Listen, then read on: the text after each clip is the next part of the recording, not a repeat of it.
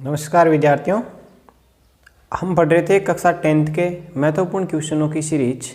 तो आज हम उसमें देखेंगे 6 अंक के लिए क्वेश्चन के बारे में अध्ययन करेंगे, जो हमारा चैप्टर नंबर 17 है, केंद्रीय प्रवृत्ति की माप। ठीक है, तो इससे विद्यार्थियों हर साल बोर्ड एग्जाम के अंदर 6 अंक का क्वेश्चन पूछा जाता है। तो देखिए इसमें कौन कौन से टॉपिक है हमारे पास। इसमें हमारे पास पहला टॉपिक है माध्य, फिर है माध्यक या माध्यिका, और फिर है बहुलक। ठीक है, तीनों में से कोई से भी टॉपिक से क्वेश्चन पूछा जा सकता है। अब 6 नंबर के क्वेश्चन को आपको फर्स्ट और सेकंड पार्ट करके भी पूछ सकता है। एक पूछ लिया माध्य, दूसरा पूछ लिया माध्यक, एक पूछ लिया माध्यक, तीसरा पूछ लिया इसके अंदर बहुलक। कोई सा भी क्वेश्चन आ सकता है। तो तीनों कंसेप्ट आपको क्लियर होने चाहिए। ठीक है, तो आज हम जो क्लियर बात करेंगे वो हम टॉपिक ले रहे हैं, पहले तो माध्यक और फिर बहुलक, और माध्यक का अलग से एक वीडियो बनाएंगे। ठीक है, तो माध्यक का कंप्लीट अध्ययन करेंगे। 100% माध्यक से क्वेश्चन बनने के चांस रहते हैं, तो आप इसको ध्यान से समझिए बच्चों। तो देखिए माध्यक, इसका सेकंड नेम है माध्यिका। दोनों में आपको कन्फ्यूजन नहीं होना है, इंग्लिश में इसको मीडियन बोलते हैं। ठीक है, तो अब देखिए सबसे पहले बात करते हैं ए वर्गीकृत आंकड़े। जैसे मैंने आपको दे दिए 5, 6, 7, 9, 3, 2 इस प्रकार के आंकड़े सीधे। ठीक है, तो ये ए वर्गीकृत आंकड़े या फ्रैक्शन हैं। तो इन आंकड़ों का माध्यक या माध्यिका कैसे निकालते हैं? तो इसमें सबसे पहले हमारे को क्या करना रहता है, पहला स्टेप होता है आंकड़ों को आरोही या अवरोही क्रम में जमाइए। किस में जमाना आपको?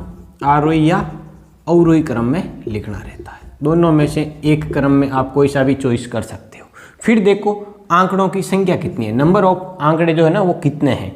यानी यदि आंकड़ों की संख्या क्या हो, विषम, तो क्या हो जाएगा n+1/2। n क्या होता है? आंकड़ों की संख्या 10, 1, 5, 1 कितनी है। यदि विषम है तो हम इस फॉर्मूले का यानी n+1/2 जो पद होगा वो आपका क्या होगा? माध्यक होगा। और यदि आंकड़ों की संख्या सम है तो उस स्थिति के अंदर क्या होगा?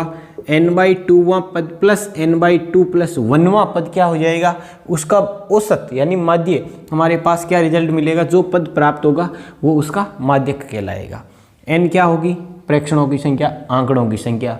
सबसे पहले क्या करना है, कोई से भी आंकड़े हैं यदि ए वर्गीकृत है तो उनको आरोही या अवरोही क्रम। आरोही क्रम का मतलब बढ़ते हुए क्रम और अवरोही क्रम का मतलब घटते हुए क्रम। दोनों में से किसी एक में रखना है।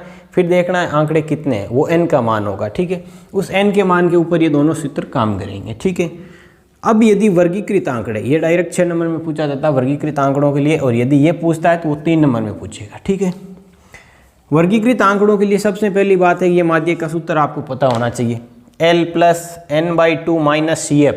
CF की जगह किताब में कहीं C भी लिखा हुआ है, कोई टेंशन नहीं है, बट्टा F × H।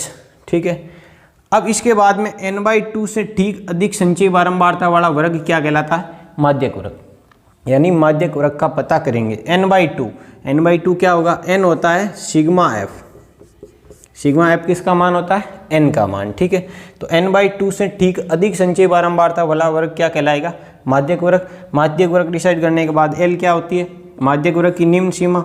CF क्या होती है? ठीक पहले वर्ग की संचयी बारंबारता। F होती है वर्ग यानी जो माध्यक वर्ग है उसकी बारंबारता, और H वर्ग अंतराल। इन सब का हम एक एक करके अब अध्ययन करेंगे। तो पहले इन फॉर्मूलों का आप स्क्रीनशॉट ले लीजिए। अब देखिए नेक्स्ट क्वेश्चन इसके अंदर जो हम ले रहे हैं वो इस प्रकार से हैं कि निम्न आंकड़ों का माध्यक ज्ञात कीजिए। ए वर्गीकृत आंकड़े हैं, इनका माध्यक निकालना है। क्वेश्चन 3 नंबर में पूछने लायक है दोनों ही, और यदि 6 नंबर का क्वेश्चन आएगा तो डायरेक्ट एक क्वेश्चन पूछेगा। ठीक है, तो ए वर्गीकृत आंकड़े हैं तो इनको सबसे पहले क्या करेंगे, आरोही या अवरोही क्रम में व्यवस्थित कर लो। चलो ठीक है, आरोही क्रम में व्यवस्थित करने पर, आरोही क्रम का मतलब क्या हुआ कि बढ़ते क्रम में, स्थित करने क्रम में व्यवस्थित करने पर। ठीक है, व्यवस्थित करेंगे तो हमारे पास इसका क्या रिजल्ट मिलेगा? करने पर बढ़ते हुए क्रम में। तो देखो सबसे छोटा आंकड़ा इसमें से कौन है? 20। तो ये प्रयोग कर लिया हमने 20 के बाद में देखिए कितना है? 22। तो ये ले लीजिए 22। ठीक है, 22 के बाद में इसमें कितना है? 23। तो ये हमने ले लिया 23। फिर देखिए इसके अंदर 23 के बाद कितना है 25, तो ये हम ले लेंगे 25। फिर देखिए कितना है 26, तो ये आ गया 26। फिर 28, ये लो 28 ले लिया। फिर कितना है 31, तो ये 31 भी आ गया। फिर 31 के बाद में 34 और 34 के बाद 35, ये सब आंकड़े आ गए। कितने थे 1 2 3 4 5 6 7 8 9, 1 2 3 4 5 6 7 8 9। जो आंकड़े यहाँ हैं वो के वही यही होने चाहिए नंबर के अंदर, यानी उनको बढ़ते हुए क्रम में लिखा है। आप घटते हुए क्रम में भी लिख सकते हो, नो प्रॉब्लम। यानी n कितना है आपके पास, आंकड़ों की संख्या 9 है। 9 क्या है, विषम है, ठीक है। तो विषम आंकड़ों का माध्यक का भी सूत्र देखा था सम और विषम के लिए। तो माध्यक इज इक्वल टू क्या होगा n/2 वां पद, यानी n/2 प्लस 1वां पद। कितना होगा n/2 प्लस 1वां पद, डायरेक्ट आपको देखना है, ठीक है। तो अब देखिए n/2 प्लस 1वां पद, तो n का मान कितना है आपके पास, n का मान है 9 प्लस 1/2 वां पद, अर्थात हम क्या लिख सकते हैं इसको 10/2वां पद। तो वापस हमारे पास रिजल्ट कितना आ जाएगा 5वां पद। कितना 5वां पद। अब देखो इसमें 5वां पद कौन सा है, पहला, दूसरा, तीसरा, चौथा और 5वां। 5वां कितना प्राप्त हुआ 26, तो इसका माध्यक कितना प्राप्त हो गया 26। माध्यक को माध्यिका भी बोला जाता है, ये विशेष ध्यान रख लेना। ये हमारे पास 26 आ गया। कैसे किया, सबसे पहले आरोही क्रम, कितनी संख्या है 9, सम विषम, विषम है तो विषम का सूत्र, सम है तो सम का सूत्र लगा दिया। n+1/2 वहाँ पद, 9 + 1 10वां, 10 का आधा 5वां पद। 5वां पद कौन सा है, वो हमारा आंसर हो जाएगा, ठीक है, नो प्रॉब्लम। अब देखिए इसी प्रकार से ये क्वेश्चन हो रहा है, ये भी इंपॉर्टेंट है 3 नंबर में। लाइक आरोही क्रम में व्यवस्थित, ये आंकड़े किस क्रम में है, आरोही क्रम का मतलब बढ़ते हुए क्रम में व्यवस्थित किए गए हैं। तो इसमें एक चर x आया हुआ, उसकी वैल्यू हमारे को निकालनी है। आंकड़े किस प्रकार से हैं, बढ़ते हुए क्रम में व्यवस्थित किए गए हैं, करने की जरूरत नहीं है। तो देखिए संख्या कितनी है 1 2 3 4 5 6 7 8, यानी n का मान कितना है 8 है, जो क्या है सम संख्या है, ठीक है।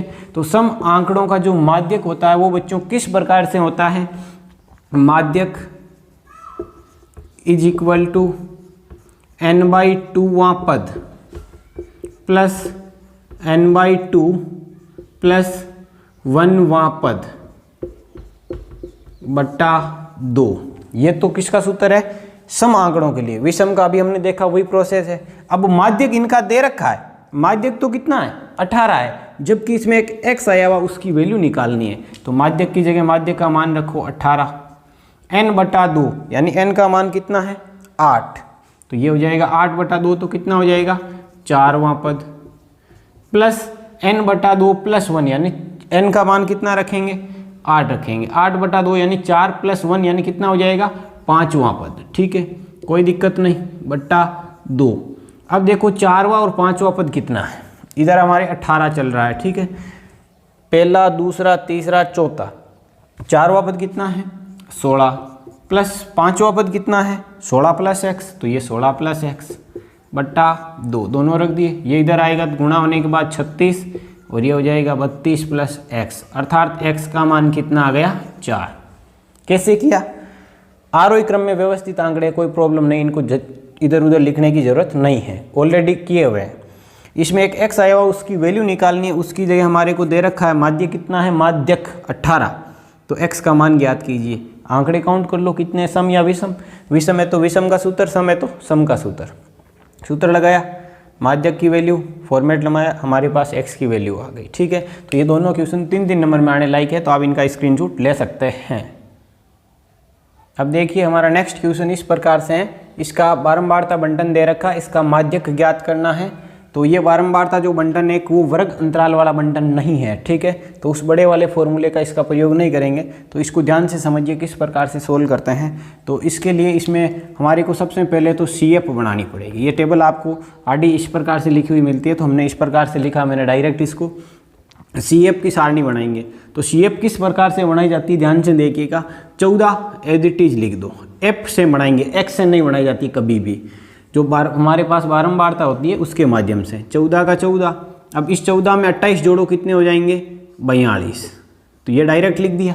अब इसमें ये जोड़ो तो कितने हो जाएंगे हमारे पास, 33 जोड़ेंगे तो ये हो जाएगा 75, ठीक है। 75 में 30 जोड़ेंगे तो हमारे पास कितना हो जाएगा 105।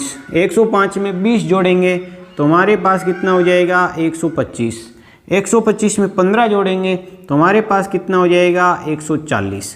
140 में 13 जोड़ेंगे तो हमारे पास कितना हो जाएगा 153। 153 में 7 जोड़ेंगे तो हो जाएगा 160, ठीक है, कोई दिक्कत नहीं। अब देखिए सिग्मा ऑफ एफ, किसका मान देख रहे हैं हम, sigma of F is equal to N होता है, क्या होता है एन। तो सिग्मा ऑफ एफ क्या होता है, इसका योग, यानी ये जो लास्ट में आया वही मिलेगा। तो ये सिग्मा ऑफ एफ का मान आ गया 160, इनको जोड़ेंगे तो हमने यहाँ पर जोड़ा और इसके अलावा कुछ भी नहीं किया। तो n का मान कितना प्राप्त हुआ 160। तो अब देखिए n/2 का मान कितना आ जाएगा 80। इसमें दोनों तरफ 2 से डिवाइड कर दिया। तो अब आपको देखना है क्या मान प्राप्त होगा, n/2 से ठीक बड़ी संचयी बारंबारता वाला वर्ग, संचयी बारंबारता वाला मूल्य ही माध्यक होगा, माध्यक होगा। यानी n/2 से ठीक बड़ी संचयी बारंबारता कहाँ है, n/2 का मान 80, तो 80 से ठीक बड़ी संचयी बारंबारता कहाँ है, ये यहाँ 105। इसके संगत देखिए x का मान कितना है 35 है, ठीक है। तो इसका माध्यक कितना प्राप्त हो जाएगा 35 प्राप्त हो जाएगा। कुछ भी नहीं किया, CF बनाई f का, यानी n क्या होता है सिग्मा f n/2 कर लिया, नो प्रॉब्लम। इससे ठीक बड़ी संचयी बारंबारता की संगत जो x का मान है वही क्या होगा माध्यक हो जाएगा। 3 नंबर में पूछ सकता है, ध्यान रख लेना विशेष, तो इसका एक स्क्रीनशॉट ले सकते हैं। अब देखिए हमारा नेक्स्ट क्वेश्चन है मोस्ट इंपॉर्टेंट। इस टाइप का क्वेश्चन यदि पूछेगा तो डायरेक्ट 6 नंबर में पूछा जा सकता है। पूरा टाइटल से आपको क्वेश्चन सोल्व करना, एक एक चीज़ कैलकुलेशन का विशेष ध्यान रखना। छोटी सी गलती से पूरा आंसर मिस्टेक हो जाएगा और 4 की जगह 3 अंक ही मिलेंगे, ध्यान रख लेना। तो देखिए ये नहीं कि हमारे को ये क्वेश्चन आता सबको है, पर कैलकुलेशन में जल्दबाजी में लैंग्वेज नहीं लिखते हैं, गड़बड़ कर देते हैं। तो पूरा टाइटल समझना आपको। ये वर्ग अंतराल दे रखा है और ये बारंबारता दे रखी है। तो माध्यक निकालने के लिए कॉलम बनाना पड़ता है, वो क्या होता है CF संचयी बारंबारता, ठीक है। तो संचयी बारंबारता के लिए 6 का 6, फिर इन 20 को जोड़ेंगे तो कितना हो जाएगा 26 और 44 दोनों को हम ऐड करेंगे तो ये हो जाएगा 70, ठीक है। 70 और 26 ऐड करेंगे तो ये हो जाएगा 96, ठीक है। 96 और 3 हो जाएंगे 99 और 1 हो जाएगा 100, ठीक है। ये CF का कॉलम बना दिया। अब देखिए सिग्मा ऑफ F कितना प्राप्त हो गया 100 प्राप्त हो गया, ठीक है, नो प्रॉब्लम। अब यहाँ से इस क्वेश्चन की लैंग्वेज आपको समझनी है, अर्थात n इज इक्वल टू क्या होता है बच्चों सिग्मा f। तो n का मान कितना हो गया 100, तो n/2 का मान कितना आ जाएगा 50। तो इसके माध्यम से हम क्या करेंगे माध्यक वर्ग का डिसाइड करेंगे। तो यहाँ लिखेंगे n/2 से अधिक, ठीक अधिक, पूरी लैंग्वेज लिखनी है, संचयी बारंबारता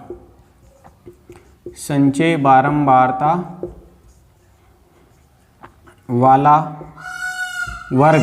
संचयी बारंबारता वाला वर्ग कौन सा है, यानी n/2 से 50 से ठीक अधिक संचयी बारंबारता वाला वर्ग। 20 से 50 से अधिक कौन है 70 है। तो इससे ठीक अधिक संचयी बारंबारता वाला वर्ग कौन सा मिला था 50 से ठीक अधिक संचयी बारंबारता कौन सी आ रही है 70 आ रही है। तो अब इसके संगत जो माध्यक वर्ग है ये क्या कहलाएगा आपका माध्यक वर्ग। कहाँ से कहाँ है 40 से 55, ये आपका माध्यक वर्ग वाला वर्ग ही माध्यक वर्ग होगा, माध्यक वर्ग है, ठीक है, कोई प्रॉब्लम नहीं। जो आपका n/2 का मान आता है उससे ठीक बड़ी जो CF है उसके संगत जो पूरा वर्ग है वो क्या कहलाता है माध्यक वर्ग। पता हो गया कैसे डिसाइड किया हमने। अब देखिए माध्यक वर्ग डिसाइड करने के बाद माध्यक का फॉर्मूला, माध्यक का फॉर्मूला होता है स्मॉल l प्लस, ध्यान से लिखना है। अब यहाँ बच्चे क्या करते हैं जल्दबाजी के अंदर यहाँ इंटू का चिन्ह लगा देते हैं, कई चिन्ह लगाते ही नहीं है, हमेशा ये प्लस का चिन्ह आएगा। इसकी वजह से 50% बच्चों के क्वेश्चन गलत होता है। n/2 माइनस CF बट्टा F इंटू H। पहले तो ये सूत्र लिखो पूरा टाइटल से, ठीक है। अभी हमने देखा था L क्या होती है माध्यक वर्ग की निम्न सीमा, पूरा डिटेल से काम करना पड़ेगा। माध्यक वर्ग की निम्न सीमा, एक एक वर्ड आपको लिखना पड़ेगा तब जाकर के 6 नंबर मिलेंगे। वर्ग की निम्न सीमा, जो माध्यक वर्ग डिसाइड किया है उसकी निम्न सीमा, ये होती है निम्न सीमा और ये होती है उच्च सीमा। तो निम्न सीमा का मान कितना है 40, एल का मान, ठीक है। n/2 ऑलरेडी है। CF क्या होती है, माध्यक वर्ग के ठीक पहले वर्ग की संचय बारंबारता, ठीक पहले वर्ग की संचय बारंबारता क्या होती है, संचय बारंबारता, यानी CF का मान। माध्यक वर्ग कौन सा है, ये है, तो इसके ऊपर जो CF का मान है वो देखना है, इसके ऊपर वाला, यानी ठीक पहले वाले वर्ग में CF का मान कितना है 26 है, तो ये CF हो गई।